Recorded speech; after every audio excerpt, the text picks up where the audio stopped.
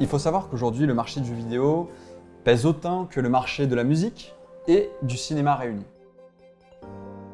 C'est plus de 80% des Français qui jouent quotidiennement aux jeux vidéo.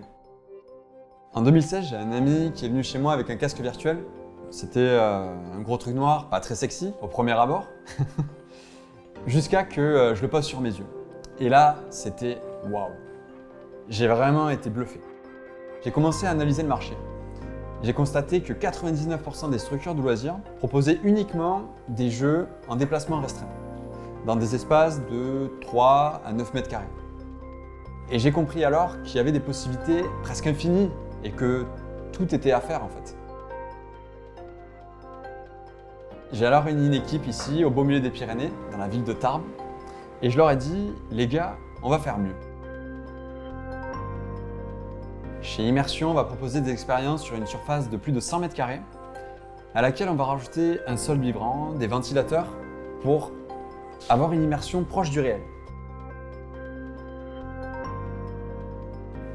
Avec ce concept, on souhaitait aussi revisiter complètement le marché du loisir, en y apportant plus de flexibilité. C'est-à-dire qu'aujourd'hui, grâce à Immersion et ses contenus 4D hyper immersifs, on souhaite que les exploitants puissent proposer dans le même espace du laser game, de l'escape game, de l'aventure, sans avoir à acheter de décors supplémentaires.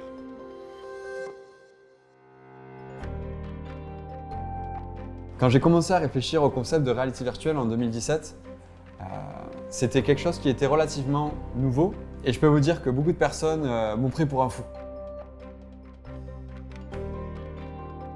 Mais aujourd'hui, après 3 ans de travail et d'acharnement, Immersion, c'est bientôt une vingtaine de centres exploités en France et en Europe. Avec 7 expériences différentes, jouées quotidiennement par des milliers de joueurs, tout ça développé par une équipe d'une dizaine de personnes créatives et passionnées. Alors on a essayé vraiment de développer du contenu varié, c'est-à-dire que parmi ces expériences, on retrouve un petit peu tous les types de jeux, en passant par exemple par l'escape game, le manoir hanté, le laser game futuriste, une aventure historique, l'expérience musicale. On a vraiment essayé de satisfaire un petit peu tous les types de joueurs et de s'adapter aussi à tous les types d'exploitants. Sincèrement, je pense que c'est cette passion pour le gaming et cette créativité qui nous ont permis d'élaborer des produits uniques et d'imposer Immersion sur le marché de la réalité virtuelle.